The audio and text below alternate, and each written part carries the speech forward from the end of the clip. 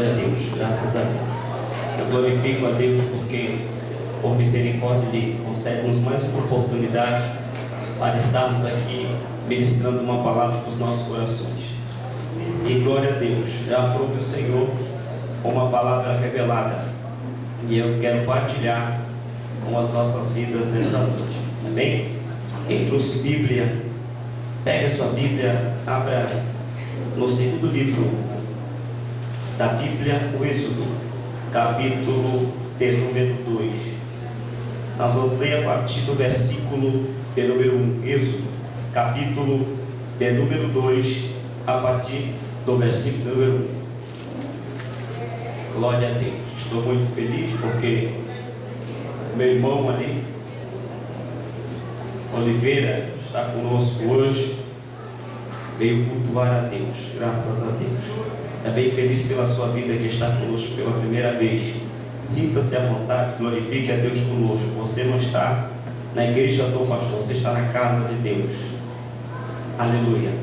Êxodo, capítulo de número 2, a partir do verso 1. Amém, igreja? Livro de Êxodo, capítulo 2, verso 1, diz-nos a palavra do Senhor. E foi-se um varão da casa de Levi, e casou-se com uma filha de Levi. E a mulher concebeu e teve um filho, e vendo que ele era formoso, escondeu 3 meses. Não podendo, porém, mais escondê-lo, tomou uma arca de junco e a betumou com betume e pez, e pondo nela o menino, a pôs nos juncos à borda do rio. E a irmã do menino prostou-se de longe para saber o que lhe havia de acontecer. E a filha de Faraó desceu a lavar-se do rio, e as suas donzelas passeavam pela borda do rio. E ela viu a arca no meio dos juncos, e enviou a sua criada e a tomou. E abrindo-a viu o menino, eis que o menino chorava. E moveu-se de compaixão dela e disse: dos meninos dos hebreus é este. Então disse sua irmã, a filha de Faraó: irei eu a chamar uma ama das hebreias, que crie este menino para ti? E a filha de Faraó disse-lhe: vai. E foi-se a moça e chamou a mãe do menino. Então lhe disse a filha de Faraó: leva este menino e cria-o, eu te darei teu salário. E a mulher tomou o menino e criou. E sendo o menino já grande, ela o trouxe à filha de Faraó, a qual o adotou, e chamou o seu nome Moisés e disse: porque das águas o tenho tirado. Glória a Deus, graças a Deus. Queridos, bem sabemos que o livro de Êxodo, ele significa saída. É o período a qual os hebreus, milhões de hebreus que habitavam o Egito, vão sair do jugo pesado do Faraó que aqui governa. Sabemos que os hebreus locaram-se para o Egito não por um convite de um faraó que na época governava. Sabe-se que os hebreus, eles transportaram-se para a terra do Egito não por vontade própria. Os hebreus, eles são forçados a ir para o Egito porque de 7 anos de escassez de alimento não dava nada sobre a face da terra. Isso era uma revelação, um cumprimento de um sonho de um faraó. E se você lembra acerca da vida de José, ele passou um processo muito árduo, mas depois Deus o honrou muito. E foi exatamente referente a esses sonhos, aonde os feiticeiros, os encantadores, os adivinhos do Egito não conseguiram discernir o sonho de Faraó. E José agora, ele vai na presença de Faraó e discerne o sonho do Faraó. Faraó achou graça em José e não viu ninguém melhor para que neste período de 7 anos de escassez e depois 7 anos de bonança, alguém administrasse os grãos e os cereais do Egito. Então, se o Egito foi o único a ter essa estratégia, então todas as nações circunvizinhas na época não tendo a mesma estratégia, foram obrigados a ir para o Egito para poder comprar alimentos, senão padeceriam de fome. E os irmãos de José, que tinham inventado uma história para o pai de José, seu Jacó, dizendo que uma fera havia devorado José, agora teriam que ir ao Egito, e mal sabiam eles que a pessoa a qual eles iriam encontrar governando como governo do Egito era exatamente o seu irmão José. E depois diz-nos a história que José, ele perdoou seus irmãos, e agora o seu pai fica sabendo que seu filho José estava vivo, fica muito alegre, e uma comitiva agora vai para o Egito, habitar no Egito. Passados cerca de 430 anos, cerca de 4 séculos e 3 décadas, o faraó, que agora no governo, esqueceu-se da história de José, esqueceu-se do feito de José, esqueceu-se da comunhão que através da vida de José, hebreus e egípcios tinham. E a história vai apagando o feito de José. E a Bíblia nos diz, quando você lê Êxodo capítulo 1, que agora este faraó não conhecia José, não conhecia a história de José. E ele começa a observar, o povo hebreu multiplicou-se sobre o Egito e tornou-se muito numeroso. E agora ele começa a ter uma preocupação em seu coração, porque o Egito foi tomado por hebreus, o Egito foi tomado pelos descendentes de Abraão e Jacó. Então logo ele fica um tanto cauteloso, vendo que outras nações eram de olho no Egito, queriam guerrear com o Egito.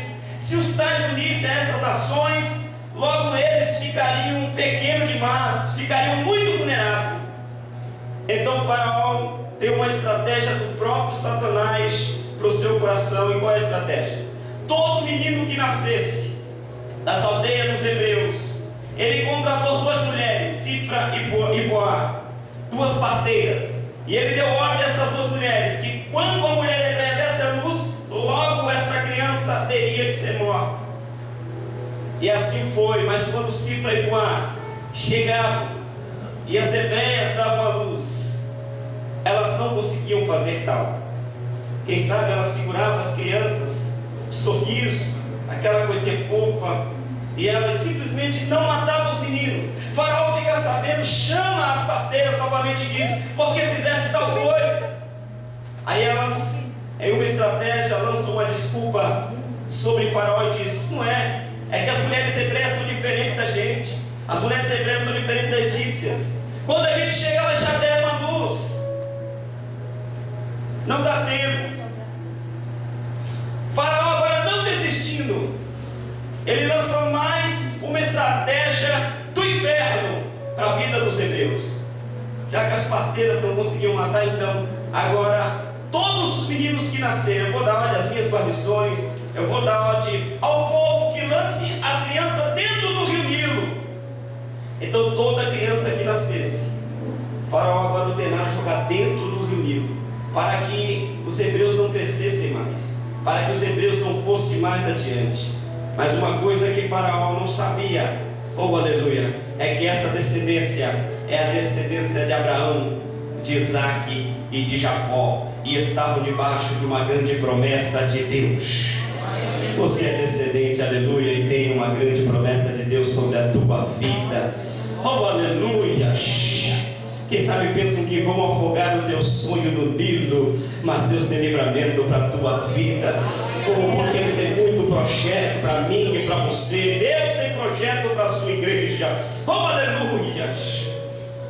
Então, olhando a vida desse moço por nome Moisés, o Senhor me deu uma mensagem, e eu quero pregar as 3 fases de Moisés.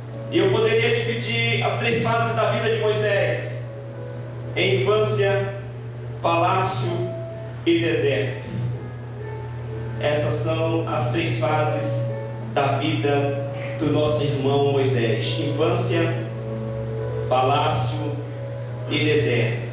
Quero crer que, à medida que proferir as 3 etapas da vida de Moisés, talvez na sua mente você selecionou uma dessas etapas. E com certeza, se teve uma delas que você excluiu, foi o deserto.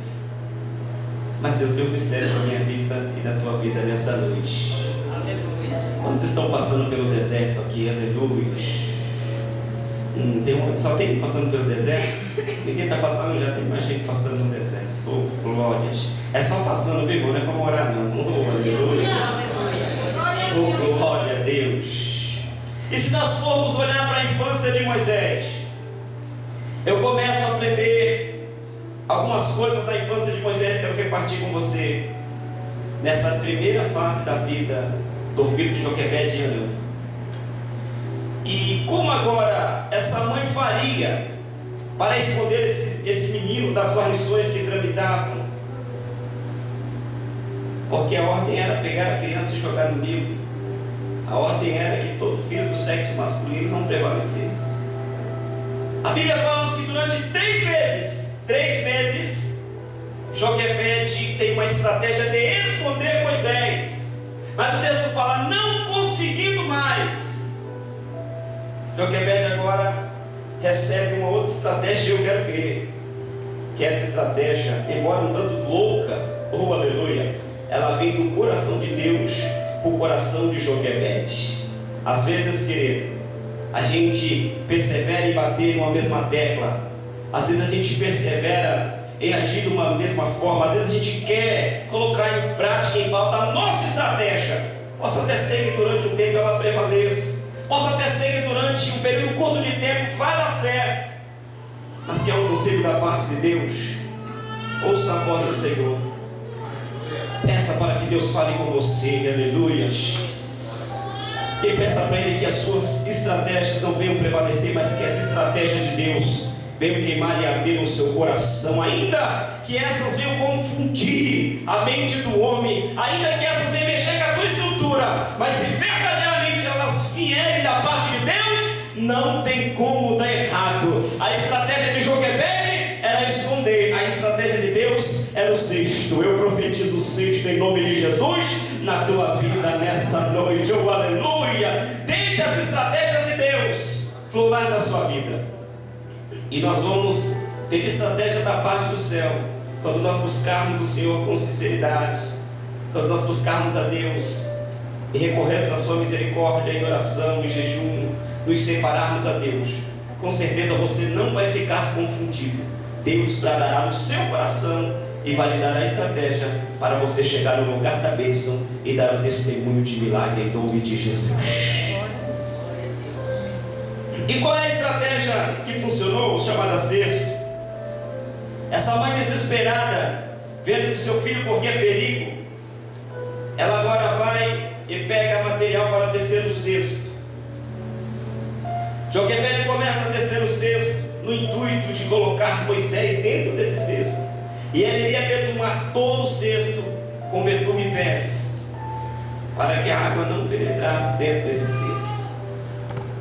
E com isso eu aprendo, dentro das estratégias de Deus, eu aprendo com o sincronismo de Deus. Você sabe que nesse intervalo de tempo que Joquebede começa a ter em seu coração, eu creio que da parte de Deus essa estratégia de descer o cesto, e ela agora vai colocar o seu filho Moisés dentro desse cesto. Eu vejo o sincronismo de Deus. O que é isso? É uma forma de Deus trabalhar paralelo à minha fé e à tua fé. É uma forma do Senhor trabalhar no silêncio, da maneira qual eu não consigo ver, você não consegue ver. É uma forma que Deus trabalha, e às vezes, na nossa eficiência, na nossa euforia, na nossa inquietação, a gente ora, a gente busca, a gente pede, a gente insiste com Deus, e parece que nada está acontecendo.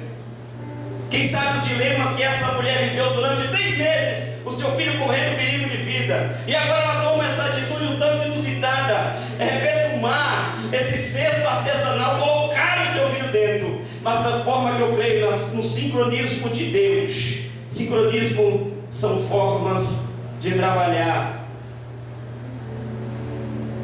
Aleluias. Enquanto essa mulher começa a descer esse cesto, da forma que eu creio no sincronismo do Senhor, alguém começa a sentir calor lá no palácio. Aleluia. Eu estou falando da princesa. Teve gente que entendeu. Aleluia. À medida que Joquebede começa a dar acabamento nesse cesto, da forma que eu creio, ela põe Moisés e começa a passar o betume. Alguém começa a procurar as vestes de banho lá no palácio.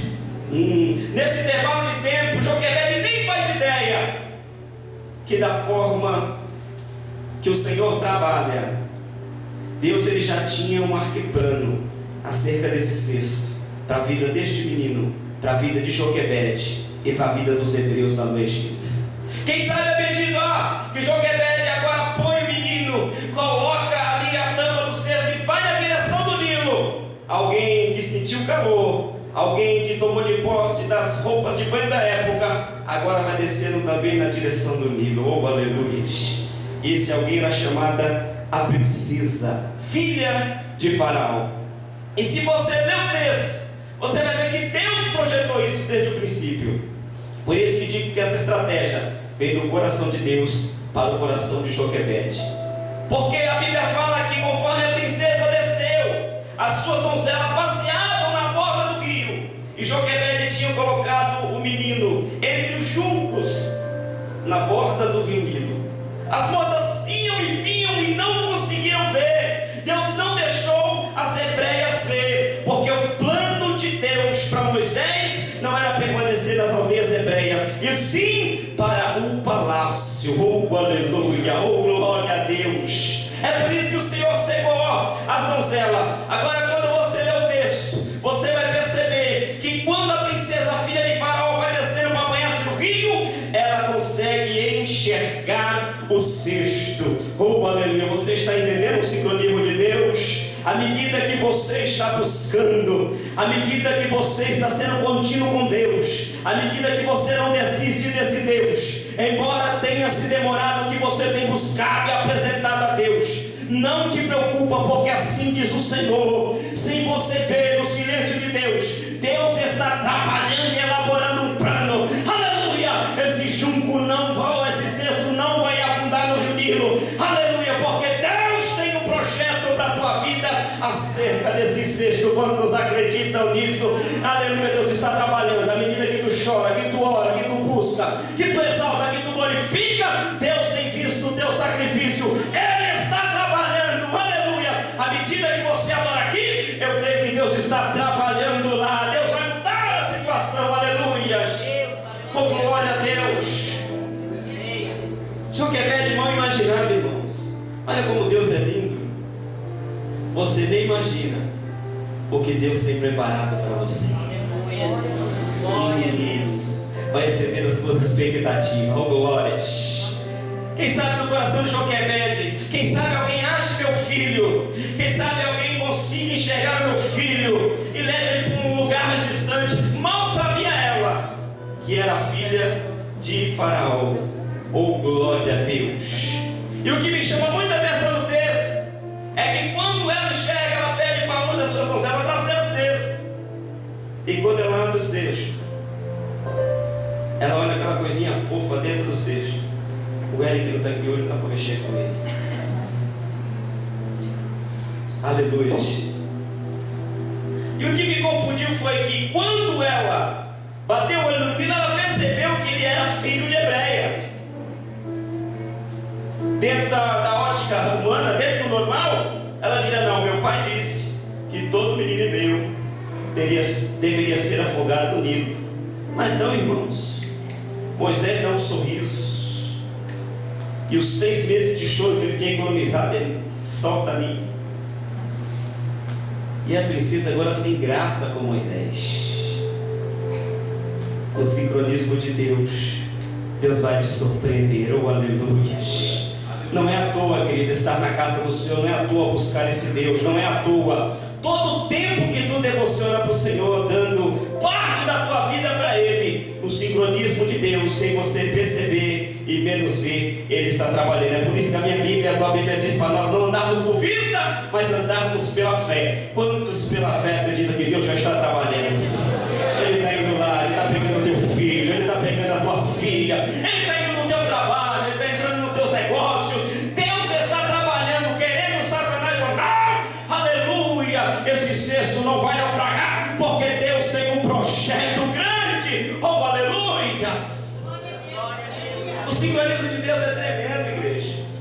Eu já passei fases da minha vida assim de ficar muito triste e se perguntar, Senhor, mas por quê? Porque a gente ministra a palavra e às vezes não é fácil. Há uma cobrança muito grande sobre a nossa vida, mas nós não somos perfeitos. O Espírito Santo de Deus primeiro está ministrando a minha vida, depois a vida da igreja, e vai ter que gerar um esforço muito grande da sua parte de ter ministério e da minha parte para nós preenchermos algumas lacunas. E quando eu olho para os sincronismos de Deus, Ele tem me surpreendido, vai te surpreender também, porque Ele sabe o que você está passando. Aleluia. Porque esse menino nasceu num período de muita turbulência no Egito, mas Deus ele faz desse jeito. Se nós olharmos para esses sincronismos de Deus, eu poderia dar um outro exemplo por nome Davi. 1 Samuel capítulo 16, o Senhor fala com Samuel e fala: até quando terás dó de Saul, se já eu tenho rejeitado? Pega um chifre, enche de óleo e vai até a casa de Jessé o belemita, porque de lá, dos filhos de Jessé, já tenho eu me provido de um rei. Samuel enche esse chifre de óleo, e ali ele iria ungir um dos filhos de Jessé. Deus dá uma estratégia para Samuel, ele vai na casa de Jessé.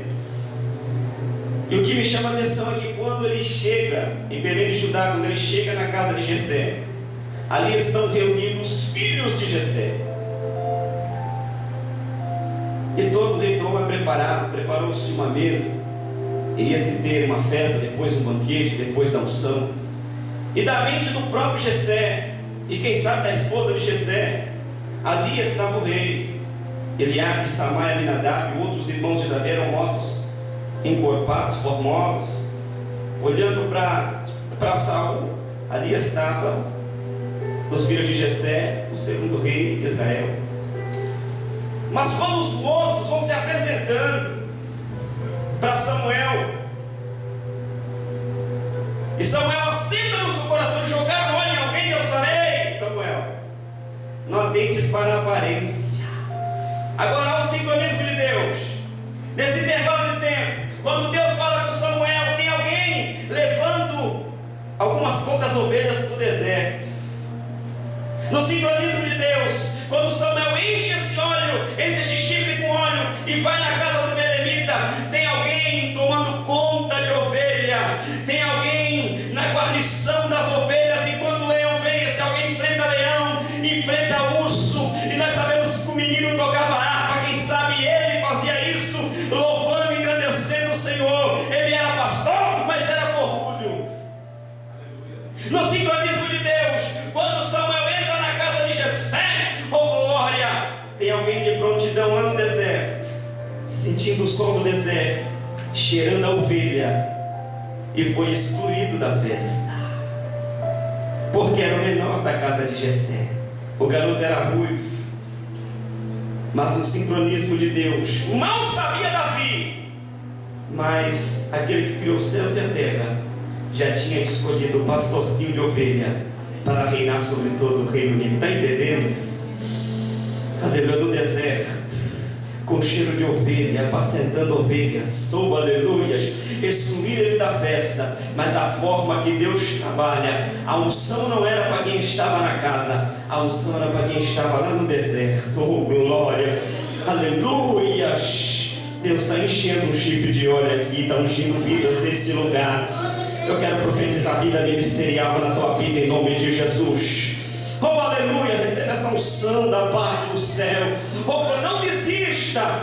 Tem gente que entrou aqui nessa noite dizendo: Senhor, está muito doloroso. Deus, não estou aguentando mais. Senhor, se eu soubesse que igreja era desse jeito, eu não tinha nem iniciado. É mentira de Satanás. No sincronismo de Deus, você não está vendo, mas assim diz o Senhor: eu estou trabalhando e eu vou te surpreender, e eu tenho o melhor para a tua vida. Quantos acreditam nisso e podem adorar e glorificar esse Deus? Aleluia! Ele está trabalhando, aleluia! Você não está vendo, mas a Bíblia fala: não ande por vista, ande pela fé. Oh aleluia! Oh aleluia! Na infância de Moisés, nós vamos aprender que quando Deus tem os seus projetos, nada nem ninguém pode barrar esses projetos. Na infância de Moisés, nós vamos aprender acerca do sincronismo de Deus. sincronismo, movimentos igualados no mesmo tempo. Eu queria abrir um parênteses aqui para isso, referente às moças que louvam a Deus aqui com gesto. De repente, se perguntasse para uma das meninas que louvam a Deus aqui, elas acham que simplesmente elas estão vindo aqui e movimentando-se referente ao louvor, ao instrumento, mas é muito mais que isso. É muito mais que isso. Vocês estão fazendo parte de uma coreografia celestial. Isso é muito forte. Aleluia. E no sincronismo de Deus, em Apocalipse capítulo 4, se você ler Apocalipse capítulo 4, você vai ver que o céu é um lugar movimentado, que o céu é um lugar de coreografias. E quando eu li aquilo ali, logo o Senhor me trouxe as meninas aqui na frente, louvando e engrandecendo a Deus com a sua expressão corporal. E Deus, sabendo que isso aconteceria na igreja, as pessoas que até hoje não sabiam, que criticam esse ato, porque eu sei que é difícil. Eu trabalhei com coreografia aqui no ministério, e nem todas as pessoas compreendem e entendem. Mas olha só, querido, o céu é um lugar de movimento, o céu é um lugar de coreografia. O sincronismo de Deus no céu é tremendo. E quando nós deparamos com Apocalipse capítulo 4, nós vamos ver um assentado sobre o trono, que é o Senhor Deus. E o Senhor, ele fala para João: ei, sobe aqui. E logo João se vê arrebatado em espírito. E Deus deu o privilégio para João ver essa coreografia. E esse que estava assentado sobre o trono, a Bíblia diz que Isaías capítulo 6, você lê Isaías capítulo 6, vocês vão ver que os serafins, que tinham 6 asas, 2 cobriam o rosto, 2 cobriam o pé e 2 para voar, eles estavam acima do trono. Eles voavam acima do trono. O Senhor não quis roda no trono, mas Ele usava os anjos para movimentar o seu trono. O céu não é um lugar parado, o céu é um lugar de movimento. Aleluia. Agora nós já temos aqui um assentado sobre o trono e os serafins acima do trono. E nós podemos ver que no centro do trono e ao redor do trono estavam os querubins, seres que têm aparência. E Apocalipse fala que eram 4 animais. Um que tinha a semelhança de um leão, outro que tinha a semelhança de um bezerro, outro que tinha a semelhança com o rosto de homem, e outro que tinha a semelhança de uma águia voando. E a Bíblia diz que esses 4 seres se prostravam diante de Deus e diziam: santo, santo é o Senhor Deus Todo-Poderoso, que era e que há de vir. E os 24 anciãos, que estavam sentados ao redor do trono, a Bíblia diz que eles iam diante do Senhor. Para eles irem diante do Senhor, eles tinham que se levantar do trono. Então eles se levantavam do trono, marchavam até o Senhor, e eles diziam: digno é, Senhor, de receber honra e glória. E lançavam as coroas no pé do trono, e retrocediam, e se assentavam no trono. Oh, aleluia! O Senhor, sabendo que a sua igreja, a sua noiva, seria uma noiva que o adoraria, não só com palavras, não acerca da habilidade vocal, aqueles que têm o dom de cantar, mas também adorariam com o corpo, com as suas células, com gesto de expressão corporal. Aleluia!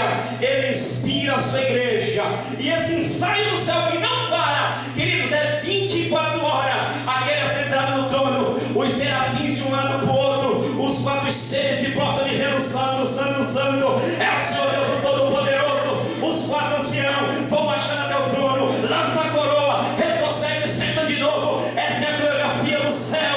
Aleluia! Quando você dança, adora e glorifica a Deus, você está fazendo parte dessa coreografia.